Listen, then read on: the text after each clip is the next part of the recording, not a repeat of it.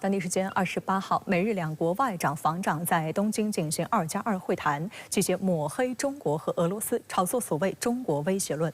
会后，美防长奥斯汀宣布将把驻日美军升级为联合部队总部，设立统合军司令部。那么，这也将是驻日美军自成立以来最重大的变革。外界认为有针对台海和南海的意图。那么，驻日美军改革的目标是什么呢？来看分析。 据日本朝日新闻报道，当地时间28号，日本防卫相木原忍、外相上川阳子、美国国务卿布林肯、国防部长奥斯汀在东京出席两国政府间举行的安全保障磋商委员会会议及所谓的2+2会谈。日方表示，为维持自由开放的印太，将不断强化同盟合作，提高威慑力。 美方则强调，延伸威慑是日美同盟的核心，美国对于日本防卫的决心毫不动摇。值得注意的是，美日发布的联合声明对中俄军事合作进行了抹黑攻击。有评论反问：如果美日认为结伴不结盟的中俄合作对地区和平是所谓危害，那么他们如何解释不断深化的美日同盟关系呢？美日的这样一个安全合作，它有着明确的对手，那么他们 在军事安全领域升级，它一定会导致该地区其他国家不得不加强应对大国的竞争，地区局势进一步的复杂化，它也会导致该地区经济合作和人文交流受到负面影响。 联合声明中最受外界关注的内容是一项驻日美军的升级计划。美方在声明中宣布，将把驻日美军司令部升级为联合部队总部，派出1名3星将领负责指挥，并向美印太司令部司令汇报工作，以配合日本即将设立的自卫队联合作战司令部展开灵活部署，实现更紧密合作。 新加坡联合早报指出，美日2+2还谈及台海局势，驻日美军司令部升级为联合部队总部，旨在应对可能发生的台海危机。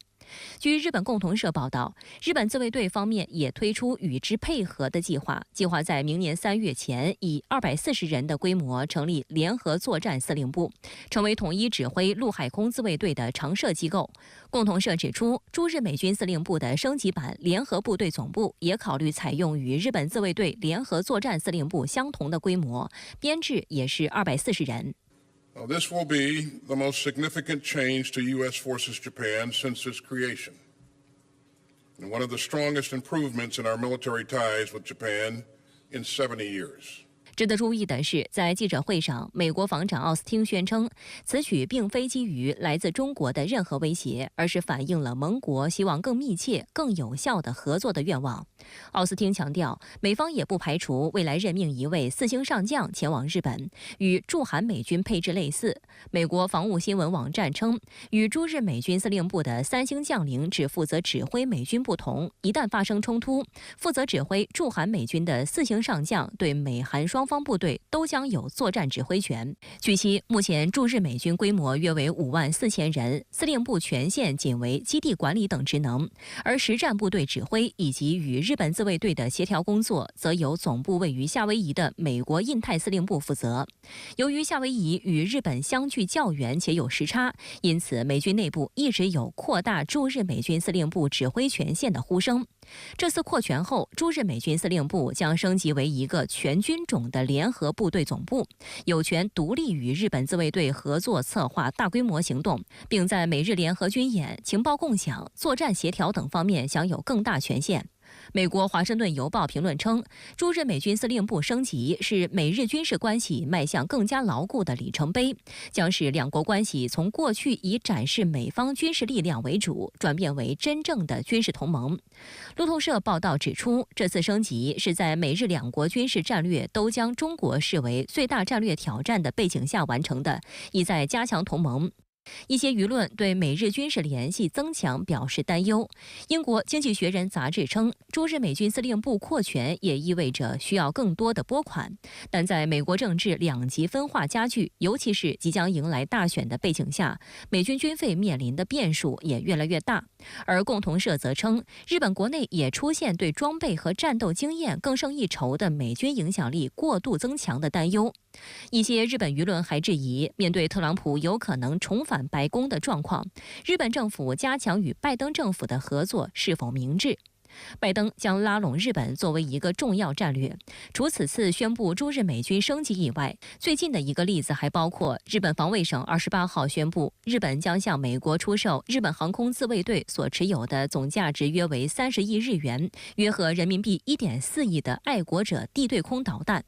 今年4月，美日首次宣布与澳大利亚一同打造防空导弹网络和防御体系。美英澳还接纳日本参加奥库斯协议的第2支柱项目，参与人工智能、高超音速等关键技术的协同开发。中国社科院亚太与全球战略研究院研究员王俊生认为，相关举措势必将激化亚太地区的对抗，无助于地区的和平稳定。那么军事、政治，那么加大这方面的投入。那么同时呢，它进一步加强与美国的合作，又引入域外的力量。所以我想，从美国、从日本呢，实际上都是为了自己的一己之私，不是所谓的他们口头里面所提到了为了维护地区的和平与稳定。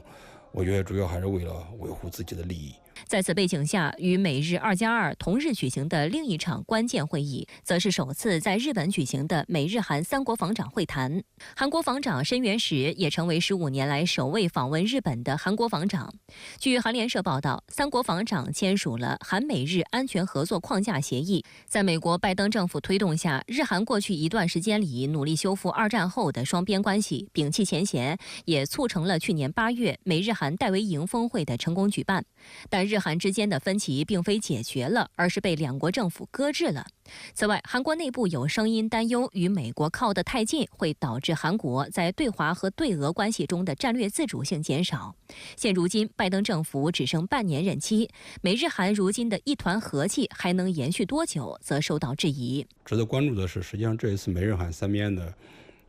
这种新合作是由韩方积极的推动。韩国呢，它实际上是试图通过这样一种方式加强自己相对于朝鲜的军事优势，让朝鲜呢感觉到不安全。朝鲜肯定会进一步扩大自己的战略武器的研发和发展，导致该地区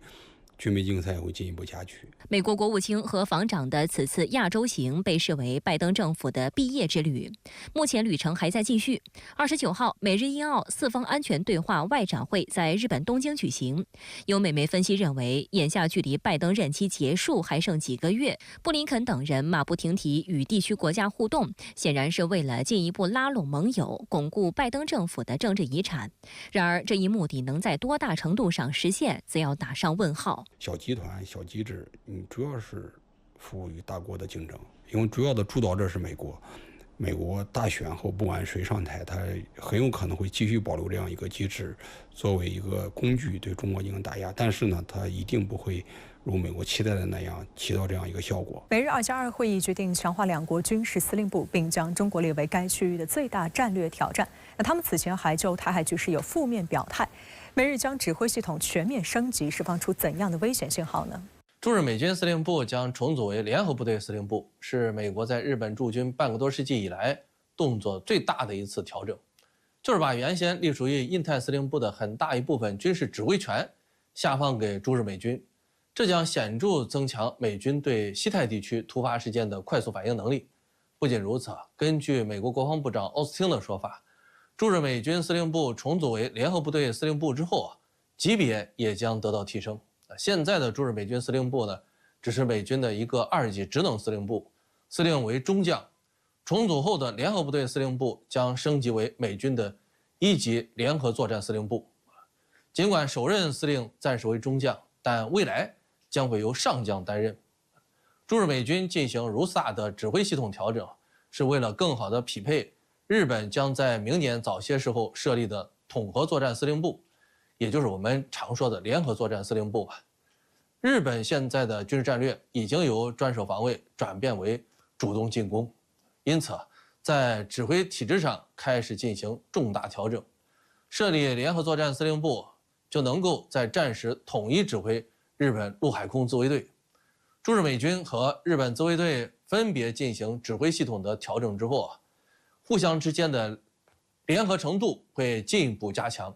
以前的驻日美军司令部与日本自卫队只能进行协调，涉及作战方面的事情需要请示印太司令部。以后驻日美军联合部队司令部直接就能拍板决定和日本自卫队进行联合作战。鉴于美日公开将中国列为最大战略挑战，因此驻日美军和日本自卫队的指挥系统调整，就是奔着进一步遏制中国所采取的措施啊。这样一来，包括东北亚、台海和南海在内的整个西太地区局势啊，将随着美日军事力量愈加明显的咄咄逼人而变得阴云密布啊。西太地区的和平与稳定将受到前所未有的挑战。布林肯此次亚太行程包括参加美日2+2 QUAD 外长会，主要为拜登剩余半年任期留下哪些外交遗产呢？布林肯此次亚太行程意在巩固美日同盟、美日韩军事同盟以及美日澳印四方安全对话机制。拜登政府这4年在构建同盟方面还是收到了较大效果，不仅将特朗普时期差点搞散的一个个同盟又重新粘合起来，而且还有了新的发展。例如，美日韩军事同盟就是拜登政府促成的。如果拜登能够连任，那么美国构建起来的同盟关系呢，将来必定会不断稳固。但是现在拜登已经退选，连任呢没有任何可能了。而特朗普对构建同盟呢没有多大兴趣。如果特朗普真的最终胜出，明年入主白宫，极有可能把拜登政府这4年来修补起来的同盟再度打散。在此背景下呢，布林肯开始四处奔波巩固拜登政府的同盟成果。虽然拜登政府只剩下半年寿命，但能巩固一点是一点。这样，即使特朗普上台，拆起来的难度也会变得更大了。而布林肯如今将穿梭外交的重点放在亚太，也是看到了在遏制中国方面美国共和党和民主党的态度基本一致，稳住印太地区的同盟关系未来不管谁成为新的美国总统，都能以现有的印太地区同盟继续遏制中国